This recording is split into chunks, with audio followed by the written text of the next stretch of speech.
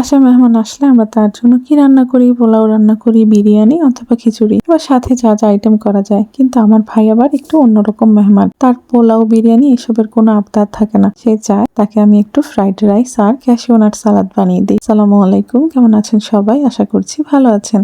আজকে আমি বানিয়েছি ক্যাশিউ নাট সালাদ। এর জন্য আমি প্রথমে চিকেনটাকে মেরিনেট করে নিয়েছি। ছোট ছোট টুকরো করে রাখা চিকেনের মধ্যে আমি দিয়েছি আদা রসুন বাটা 1 চামচ করে, দিয়েছি সামান্য গোলমরিচ, 1 চামচ সয়া সস, সামান্য লবণ, আর দিয়ে দিয়েছি 1 টেবিল চামচ কর্নফ্লাওয়ার। এরপর সবকিছুকে ভালো মতো মিশিয়ে নিয়েছি। তারপর হাঁড়িতে ঘি দিয়ে চিকেনটাকে ভেজে নিয়েছি। সালাদের মূল উপকরণ ক্যাশিউ নাটগুলোকেও ভেজে নিয়েছি।